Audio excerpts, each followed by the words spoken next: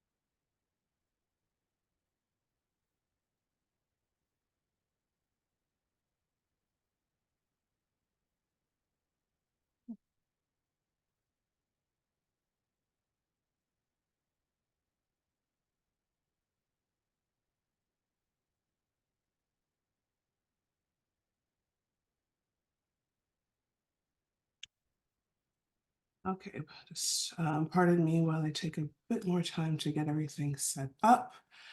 I think we'll give folks one more minute and then we will get started. So I'm just playing around with this, trying to figure out why I can't see everything. Okay, but folks can see my screen, right? Yes. Okay, great, thank you.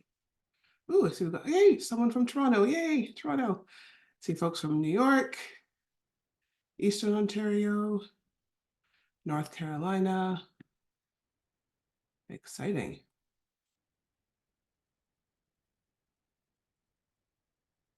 Okay, one more minute and then we are going to go ahead.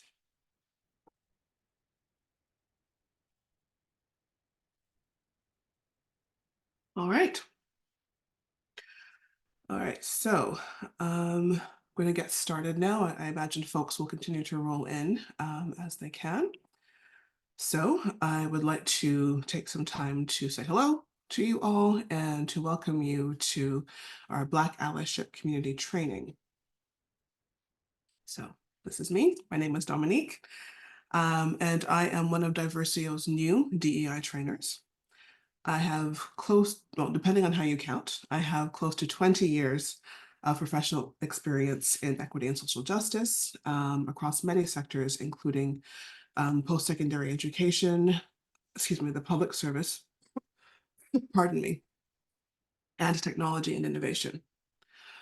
I am also an avid reader of romance, an unapologetic talkaholic, mother to the world's most talkative 6-year-old, and wholly determined to someday live in a country where winter does not exist.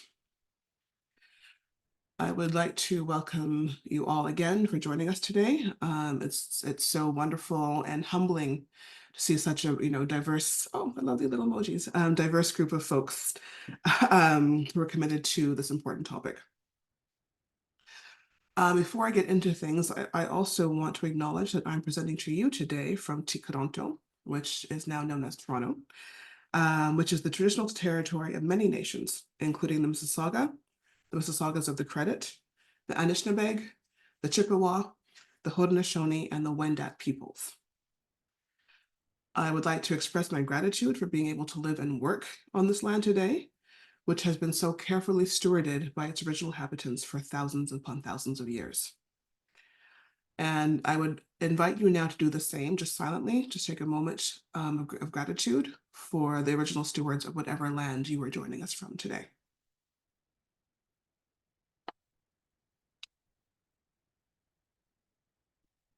Okay. So let's talk a little bit about why we are discussing Black allyship today.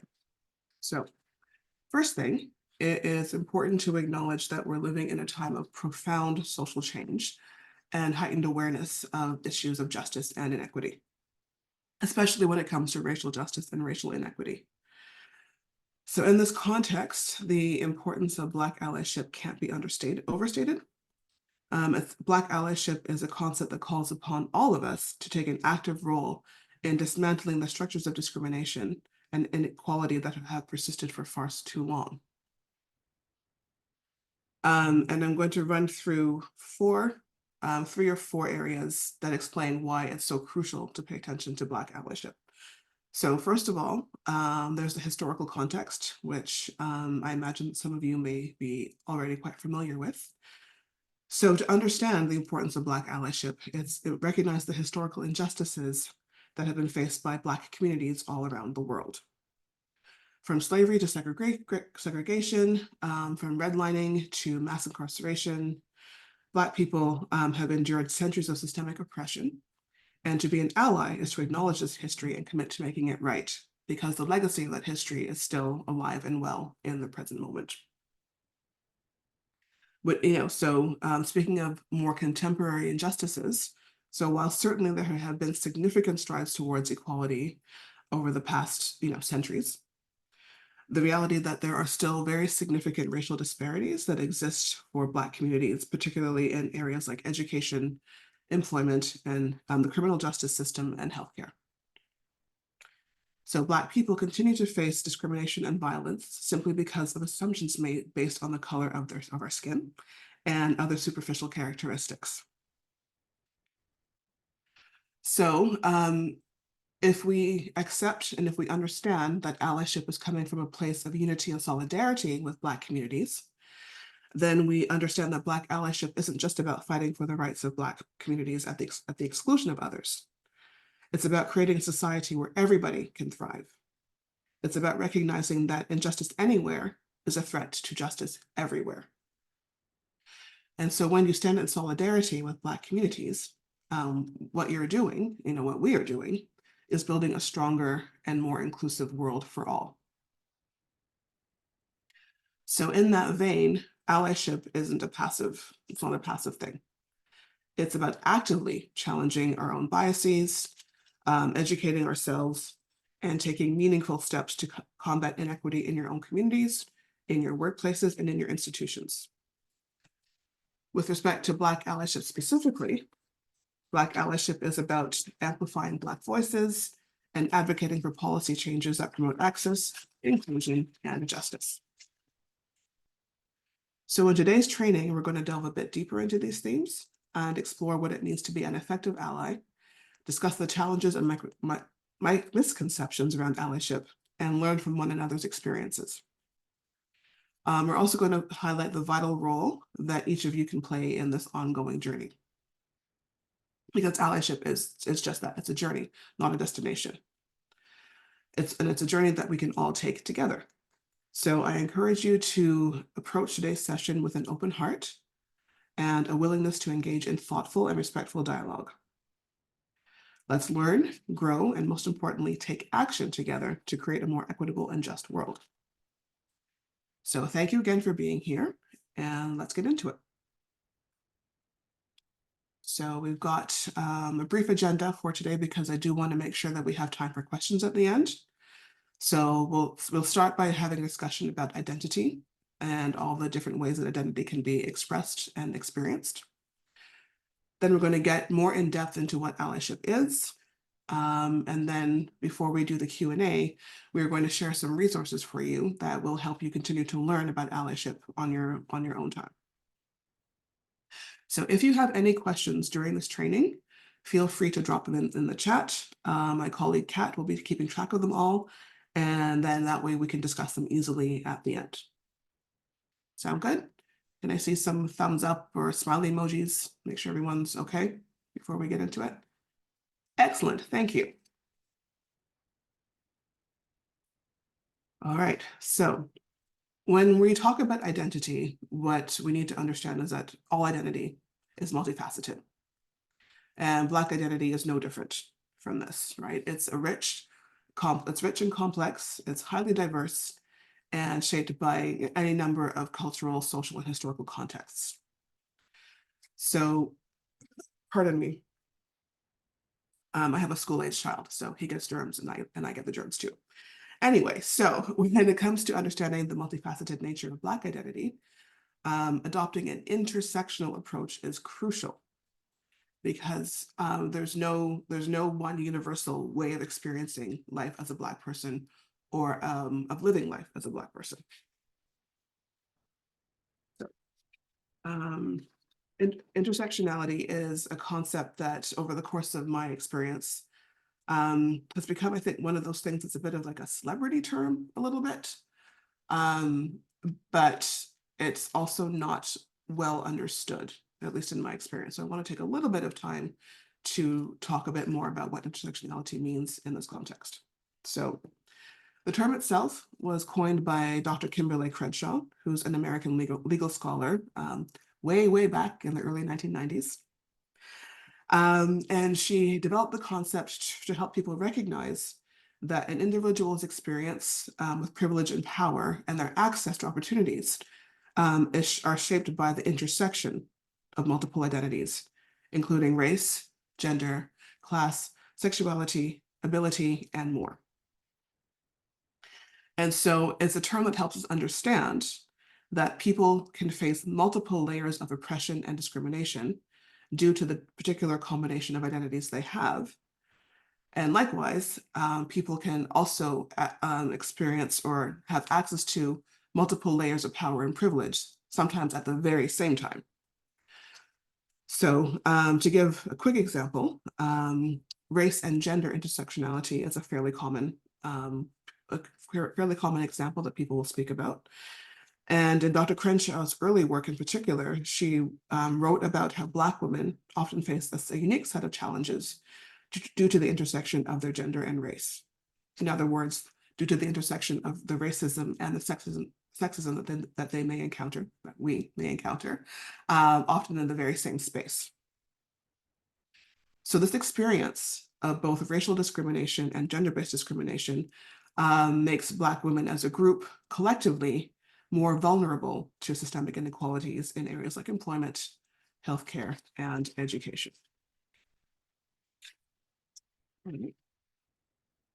So when we apply the concept of allyship intersectionally to Black communities and to the wider Black African diaspora as a whole, it underscores a need for a very nuanced approach to allyship when we want to address racial injustice.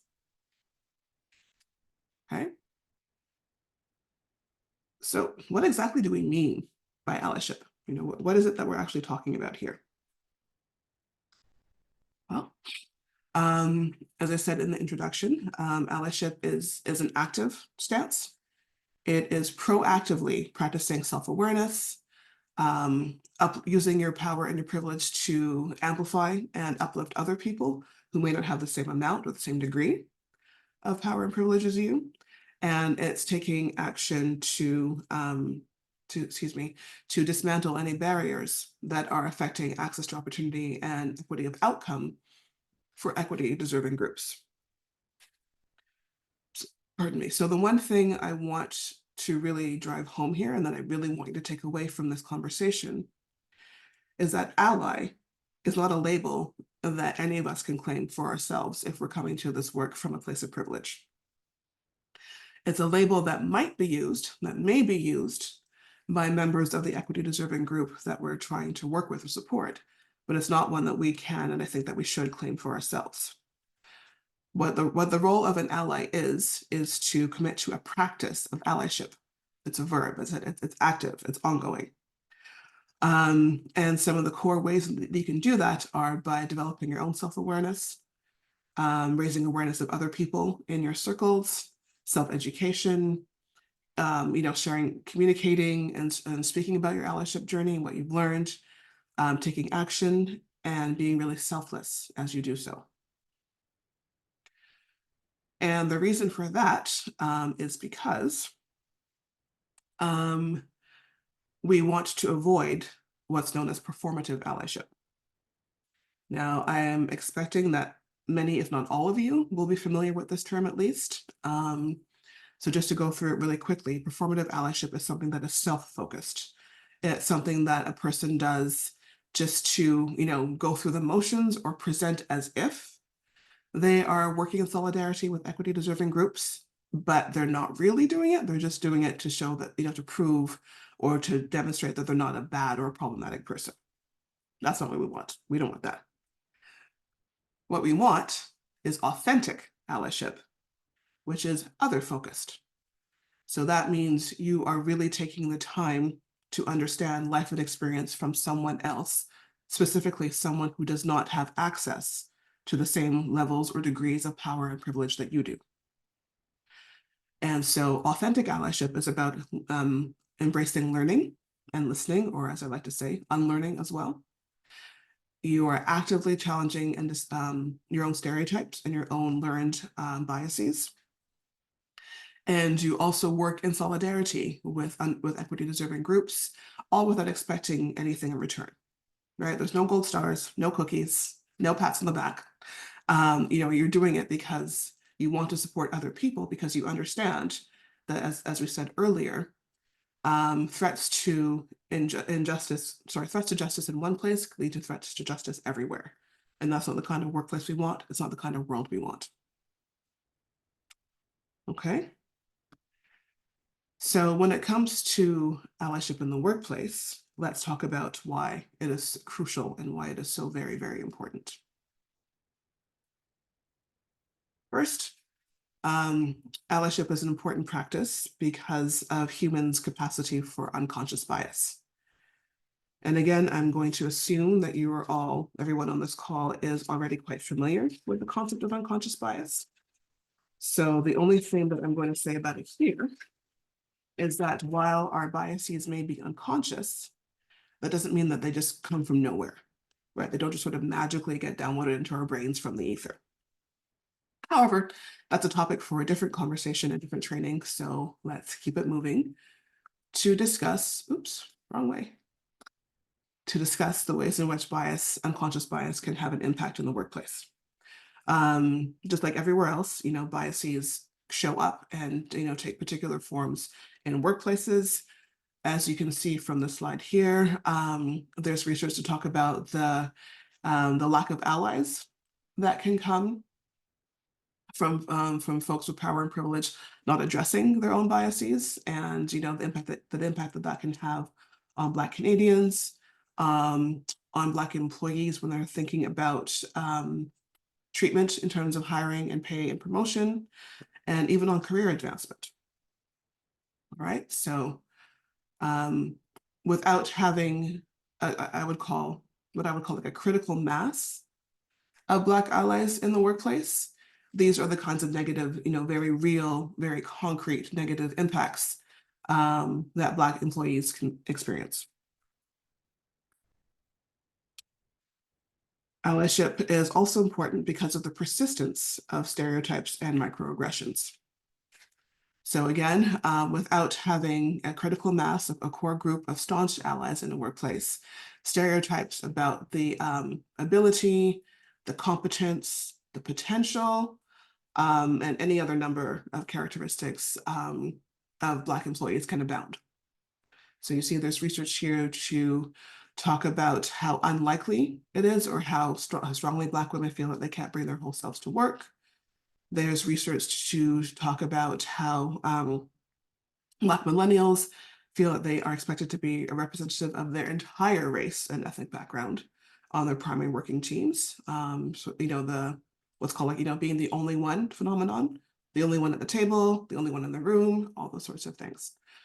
So all these kinds of disparities emphasize the importance of actively promoting diversity, equity, and inclusion through a strong allyship stance to ensure that everybody has a fair chance to excel and to contribute to the fullest potential. Okay. So with that, let's talk a little bit more about how do you actually practice allyship? What do you actually do if you want to be an ally?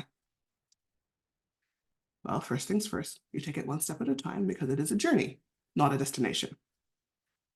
Oops. Wrong button. Right. Okay. So being an ally to your Black colleagues involves fostering an inclusive and supportive environment where they feel valued, respected, and empowered. So this means things like becoming aware and like self-aware. So, source your own resources to self-educate and to understand the different unique experiences that people can face in their lives. Um, the example that we have here is listening to the Code Switch podcast on NPR, and I cannot recommend strongly enough that podcast. It is brilliant. I used to listen to it a lot when I was commuting to work, in the before pandemic times. Now that my commute is, 2 flights of stairs, I don't listen to it as often, but still it is excellent. So I highly, highly recommend it. The second part of an allyship journey is to be active, as we've been saying. You need to do the work. That's a phrase you may have heard before. Doing the work means, taking an active role in fostering inclusivity. Actively working to shift your own beliefs and biases, as well as the people in your network. Okay. It can mean things like volunteering to support an event that's being hosted by your Black employee network or a D&I council in your workplace.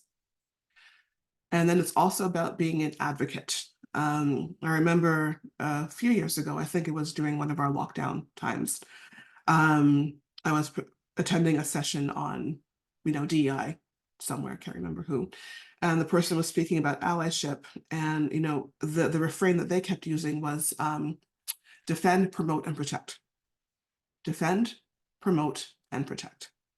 And I think that's, just a really nice way to contextualize what it means to be an advocate. It's like, this is how you champion positive change and support people to have greater access to opportunities and greater equity of outcome once they gain those opportunities. So for example, this could mean like, being a mentor, particularly if you are in a senior or a senior leadership or executive leadership role. Mentorship is, I think, one of the most powerful things you can do as an ally in the workplace. Additional strategies include, more personal work. So identifying your own privilege and the power that you may have just based on the particular intersection of your own identities. This is a really difficult and uncomfortable thing to do. And that's also why it's so important. So when you are experiencing those moments of discomfort and perhaps like a knee-jerk reaction to not, go too deeply into your power and privilege, take some time to think about why that might be. And then take some time to think about how you might work through that discomfort as part of your allyship learning and unlearning journey. At a team level, you can, again, particularly if you are a team leader in any way, shape, or form, you can advocate for and promote the use of inclusive language.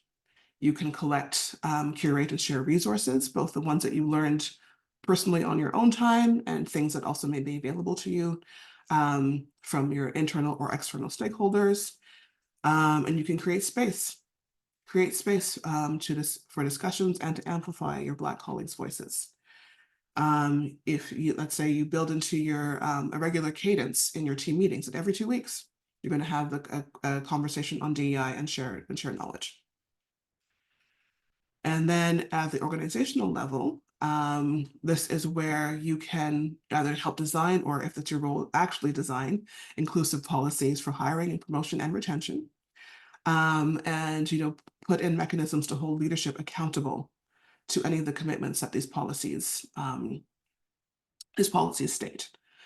So, for example, make sure that your leaders, all team leaders, have a plan to recruit, mentor, nurture, and retain Black talent. Sound good? Just remember that being an ally is an ongoing commitment. There is no clearly defined end destination. It's just everything that you all can do, that I can do, that everyone can do to create a more equitable workplace. It involves actively working against discrimination and bias, to promote inclusivity and respect.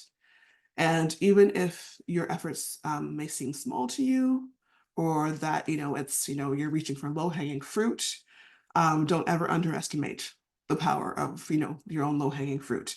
Even the smallest efforts can contribute to a more harmonious and productive work environment for everyone. All right. So all that being said, you're going to make mistakes. We're only human. We make mistakes as part of our learning journey, and there's no such thing as perfection anyway. So making mistakes, they just are what they are. So as you continue learning and unlearning on your allyship journey, I want to invite you to be gentle with yourself and remember to hold grace for yourself and others as you progress. When you mess up, because you will mess up, part of our learning is to, to name it, to own it and say, yeah, I messed up. I'm sorry. And then, think through and talk through with, trust with your own trusted allies, what you're going to do to make it right. And, how, what lesson you're going to learn, what lesson you take from making that mistake.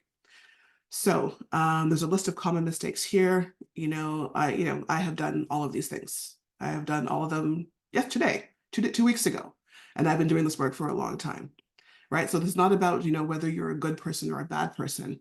It's understanding that you are a person, you are a human. And so your responsibility is just to, do the work to learn to be a better person, a better human, as I like to say. So to help you with learning, we have put together a bunch of learning resources for you. They're going to be displayed on the next 3 slides. And I invite you to please take screenshots of these resources so that you can have access to them and that you can, look at them and refer to them whenever you need to after this webinar is over. Okay. So first up, here are some podcasts and, the names of different organizations to help you learn more about the Black experiences and learn more about what it means and how you might be a Black ally. As I said, there's my beloved Code Switch. Black Life is also excellent, as is Brother by David Chariandi. Can I go to the next slide? Have folks had a chance to take their screenshots? Give me a thumbs up if it's okay to switch. Yeah, great. Okay. The next 2 slides are just some key concepts to help you better understand the complexity and the richness and the diversity of Black identity, and also the different kinds of experiences that Black people can have depending on where they were born, when they were born, where they live, and their own, personal, family, and community experiences and dynamics. You'll see there's code switching here, which is the inspiration for the Code Switch podcast I spoke about. So again, please give me some thumbs up to let me know when I can switch to the final resource slide. Okay. It's so cool seeing all these little floating thumbs up in there. It's really neat. All right. So this is our 3rd resource slide. So covering everything from anti-Black racism to cultural appropriation and tokenism.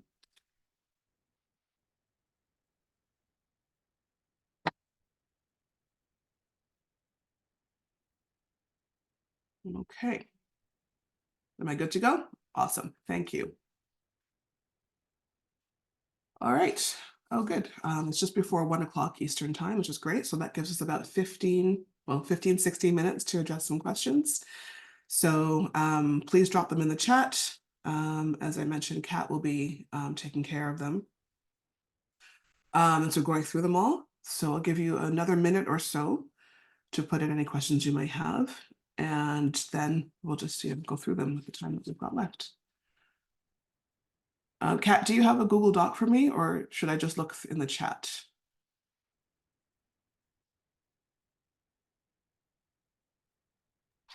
I'm sharing the link now. Okay, great.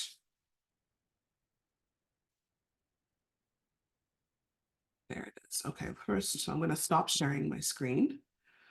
All right, do I have to? Yes, okay. So stop share. Yes, it's nice to see people. And then I'm going to open the document while folks get their questions.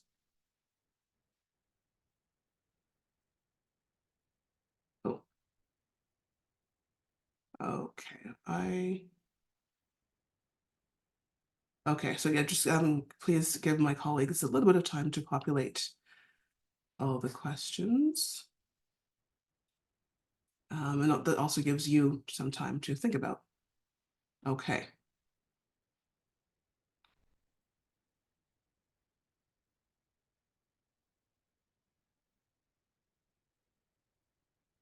Sorry, I'm reading the document, just give me a moment.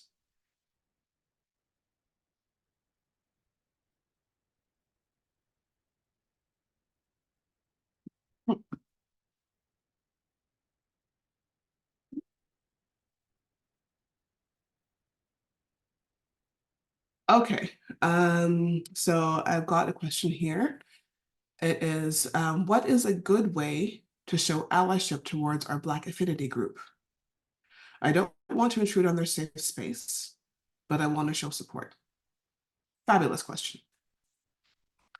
And thank you for acknowledging that the Black affinity group is a safe space and that, you know, it's not one that is necessarily open to or should be open to everybody.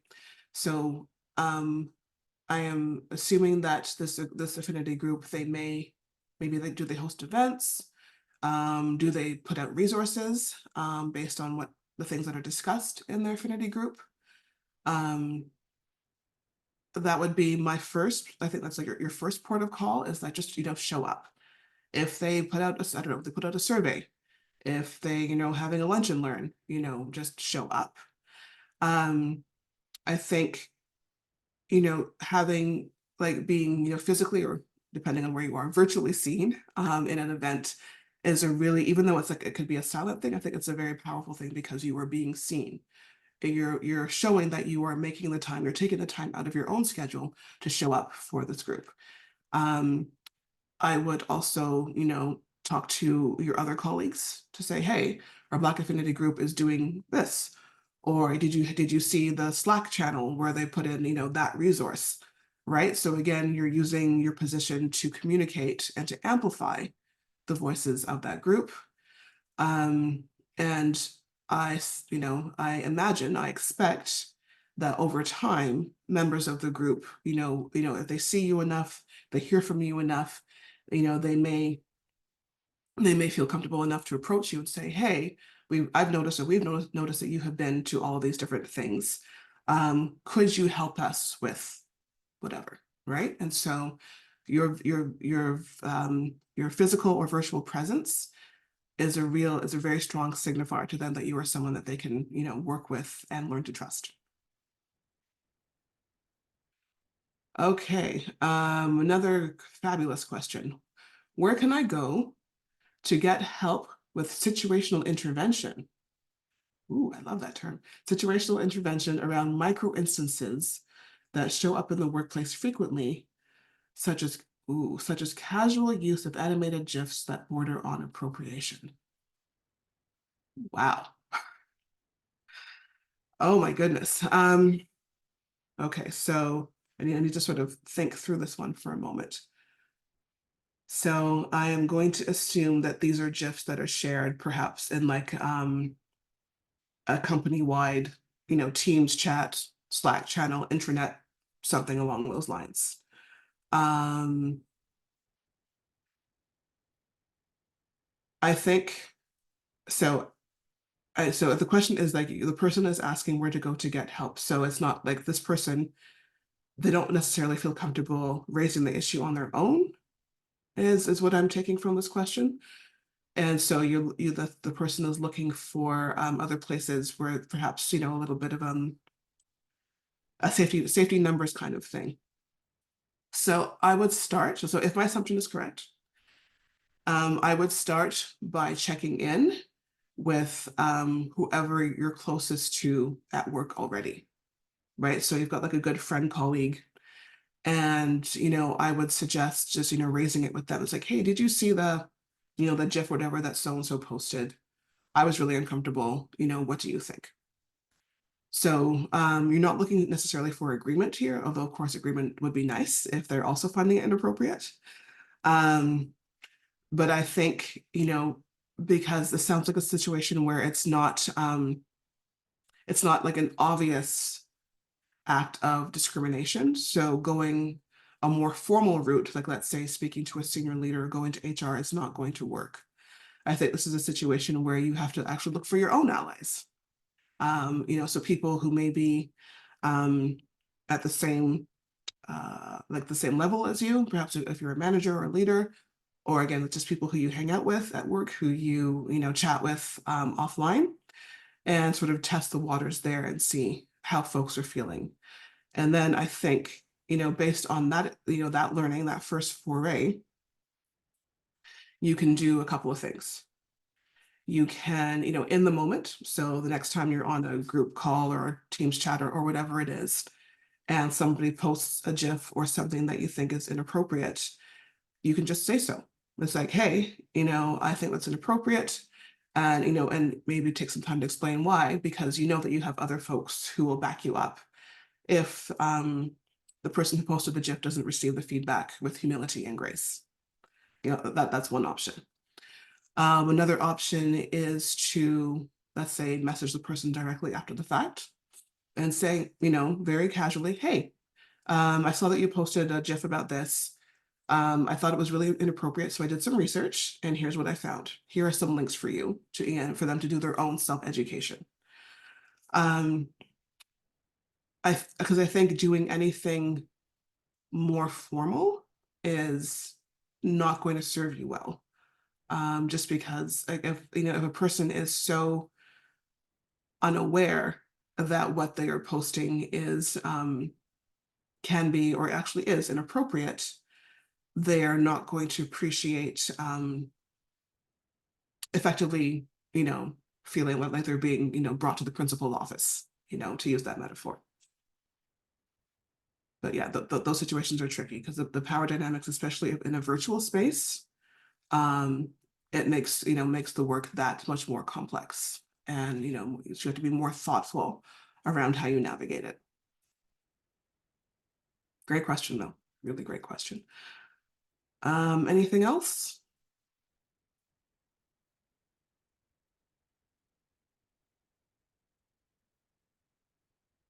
Okay. Then I will sum up just this portion by briefly addressing how to create more equitable spaces, particularly for your Black colleagues. And the short answer is, do what you can to reduce barriers. So barriers of access. So when you're if you are in any way or form responsible for hiring and the hiring process, spend some time thinking about whether and how your job posting may be inadvertently. Oh, well, I was just going to address that. Sorry, I just saw another question about inclusive language to attract candidates for underrepresented groups. I was just about to say that. So, for example, in a job posting, this is one that I'm seeing a lot lately, where let's say you're posting for a team lead of something, and one of your top requirements is you need to have a master's degree in in political science, economics, or sociology. And then then that sentence will end with, or an equivalent combination of education and experience. So on the one hand, that's great, right? Because you're saying that to a potential candidate, even if you don't have this formal degree certification, we are still interested in you if you have something equivalent. But where the catch is that if you don't specify what that equivalence looks like, there are going to be people who opt out because they don't have any parameters, or they don't know what the guidelines are around what an equivalent level of education experience looks like. And, there's already a lot of research to show that women in particular, and racialized people as well, will not apply for a job unless they meet every single criterion in the posting, right? And there's lots of reasons for that, which we don't have time to get into. So one of the ways you can address that is to just be specific. An equivalent level of education could mean you've got a bachelor's degree in sociology and you have 3 years of experience, working, as frontline staff at a nonprofit. If that actually meets the job requirements, right? So just take some time to be a little bit more specific around that. Speaking to the question about inclusive language, I am also appreciating job postings that I've seen in the past couple of years that actually say, research shows that, people from equity deserving groups don't apply for a job if they don't meet every single criterion. And so, we want you to apply, even if you think that you don't meet all the criteria or you don't have like the top 5 or the top 3 or the top 5. We want you to apply anyway because we're interested in having a diverse group of candidates to choose from. Naming that explicitly, and I can speak from my own personal experience as well. That is huge. That is absolutely huge. And I would say the third thing, again, when you're thinking about attracting candidates from underrepresented groups, is a candidate who's really interested in your company is going to research you. They're going to look at your website. They're going to stalk you on social media. They're going to look in your feeds to see what it is you say, what it is you do. So I would say for any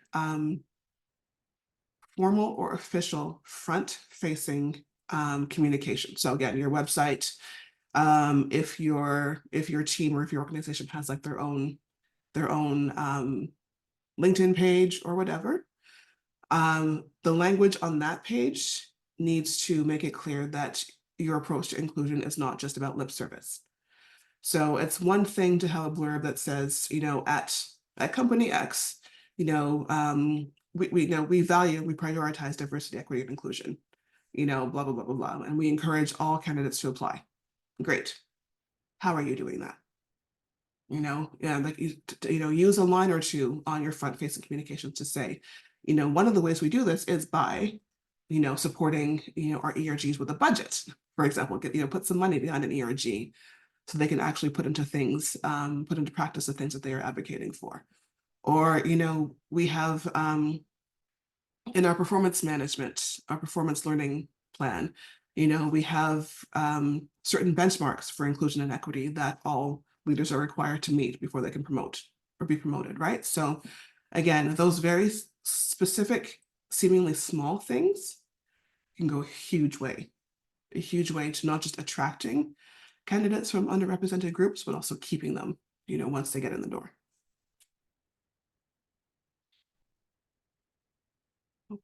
Okay. Anything else?